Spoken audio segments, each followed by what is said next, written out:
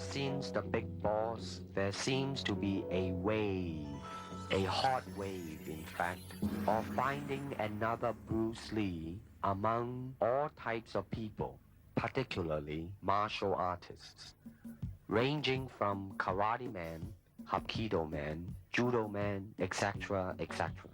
Forgetting about whether or not they possess the ability to act just so as they can halfway decent to kick or punch, and hopefully knowing a few tricks or gimmicks, the producers will make them a star.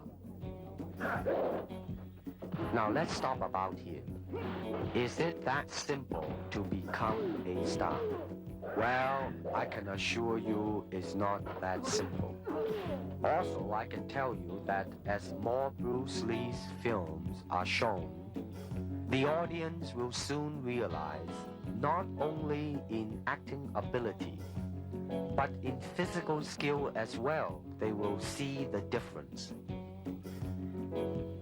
For example, in The Way of the Dragon, my skill is matched with an American champion, Chuck Norris, who happens to be a 7-time winner of both the All-American Open and World Karate Championship as well.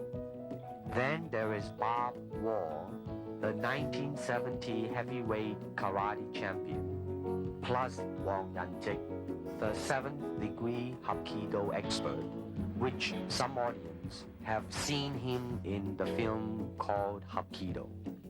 Of course, it is only movie making, people will say, but I'm sure that the audience are not so insensitive as to not be able to see and judge by themselves and compare these men's speed, power, rhythm, coordination, versatilities, etc., etc. I started training with my dad really as soon as I could walk. I mean, my dad was a really diligent trainer, and he always had people over at the house practicing. My dad had a circle of students that were close to him, and so they were friends of our family. And one of those men, Danny Inosanto, continued to be my teacher, so it's kind of a nice unbroken line. I have his books at home with all of his underlining and his notes in them, and it's fascinating to see where he drew his sources from, from what sources he drew. He's got books on Western fencing at home that he would use, on boxing. I remember he always used to say that you want to try and absorb what is useful, discard what is useless, and add what is essentially your own, and that was kind of his credo in creating Jeet Kune Do. When people ask me the question in interviews generally what my style is, I usually say, well, my father created the art of Jeet Kune Do while he was alive, and I have been trained in that. Because it's simple to say that. However, I actually truly feel that it's a little bit too simple to say that, because Jeet Kune Do was my father's very personal expression of the martial arts. He intended it to kill a lot of sacred cows. So I always feel a little bit silly saying that I've practiced Jeet Kune Do, although I certainly have been trained in it. It would be more accurate to say that I practice my own interpretation of Jeet Kune Do, just as, frankly, everyone who practices Jeet Kune Do does, because that's what it was intended to be. Danny, my Sifu, always talks about teaching Jeet Kune Do concepts. In other words, teaching someone the concepts, a certain way of thinking behind the martial arts, as opposed to teaching them techniques. To me, that kind of illustrates the difference between giving someone a fish and teaching them how to fish. You know that old story, right? You can teach someone a certain block, and then they have that block. Or you can teach someone the concept that lies behind such a block, and then you have given them an entire area of thinking that they can grow and evolve in themselves. They can say, I see, so if that's the concept, then you could probably also do this, right? Yeah. And that's, I think, a lot of what lies behind Jeet Kune Do, and that is then dedicated to creating a really creative, free-form martial artist. You see, actually, I do not teach, karate, because I do not believe in styles anymore. I mean, I do not believe that there is such thing as like Chinese way of fighting or the Japanese way of fighting or whatever way of fighting, because unless human being have 3 arms and 4 legs, we will have a different form of fighting. But basically, we have only 2 hands and 2 feet. Unless we have other group of beings on Earth that are structurally different from us, then there might be a different style of fighting. Now, why is that? Because we have 2 hands and 2 legs now. The important thing is how can we use it to the maximum?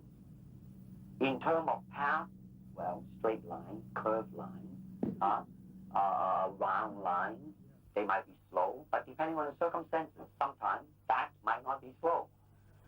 And in terms of legs, you can kick up straight, same thing, right? Now, and after all that, then you ask yourself, how can you honestly express yourself at that moment?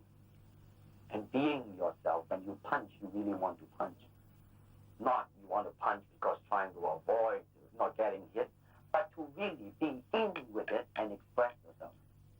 Now that is to me the most important thing, and that is how can I, in the process of learning how to use my body, to understand myself.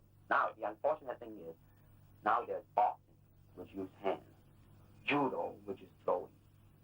Now I'm not putting them down, mind you, but I'm saying one thing that is a bad thing, and that is, because of style, people are separated. They are not united together because styles became law, man.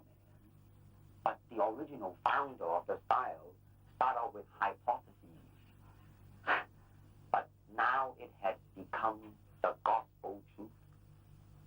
And people that go into it, man, became the product of that. It doesn't matter how you are, who you are, how you are structured, how you are built, how you are made. It doesn't matter. You just go in there and be that product. And that, to me, is not right.